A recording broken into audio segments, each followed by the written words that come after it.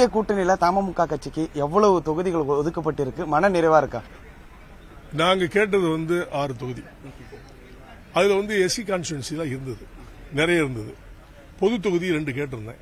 அதுல ஒரு கொடுத்த உடனே ரொம்ப மகிழ்ச்சி ஆயிட்டேன். ஏன்னு கேட்டீங்கன்னா, இது வரைக்கும் வரலாறுலயே எங்களை எஸ்சின்னு தான் ஒதுக்கி வச்சிருந்தீங்க. நாங்க தெளிவா எஸ்சி இல்லைங்கிறது நான் பட்டியலிலிருந்து வெளியில போகணும்னு சொல்லி நீண்ட ஆண்டுகளான கோரிக்கை, தேவேந்திர மக்களுடைய கோரிக்கை. அதை நான் தெருவார பிரச்சாரம் செய்து பல ஆண்டுகளாக நான் மேற்கொண்டிருந்தேன். இந்த சூழ்நிலையில ஒரு பொது தொகுதி எங்களுக்கு கிடைச்சது மனநிறைவு தானே. அந்த மனநிறைவு என்பது முதல் படி, வெற்றிப்படி. அதுபோல களத்தில் நின்று வெற்றி பெறுவோம். நிச்சயமாக ஆட்சி அண்ணன் எடப்பாடி அவர்கள் தான் தலைமையிலே அமையும். அதில் எந்த மாற்று கருத்தும் இல்லை. வெற்றி நிச்சயம்.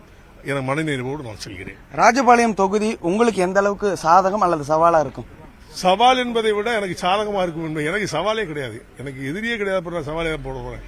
சாதகமான தொகுதி, நிச்சயமாக வெற்றி பெறுவோம். கள நிலவரம் எப்படி சார் இருக்கு? தமிழ்நாடு முழுக்க தேசிய முற்போக்கு என்டிஏ கூட்டணிக்கான களம் எப்படி இருக்கு? நீங்க எந்த அளவுக்கான வெற்றி வாய்ப்பு பெற்று ஆட்சி அமைக்க போறீங்க? தமிழகம் முழுவதும் நான் சுற்றுப்பயணம் பண்ணிருக்கோம்.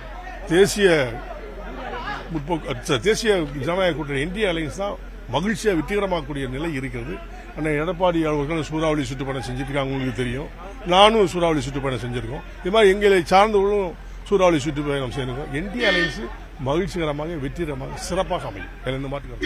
சின்னத்தில் ஏதாவது மக்கள்கிட்ட கொண்டு போய் சேர்க்கக்கூடிய சிக்கல் ஏதாவது இருக்குமா? புது சின்னமா இருக்குமா, இல்ல பாரம்பரியமான சின்னங்களை போட்டிடுங்க? இல்ல, பாரம்பரியமான சின்னம் தான் இருக்கும். அதுல சிக்கல், சின்னத்தினால ஒரு சிக்கல் வராது நிச்சயம்.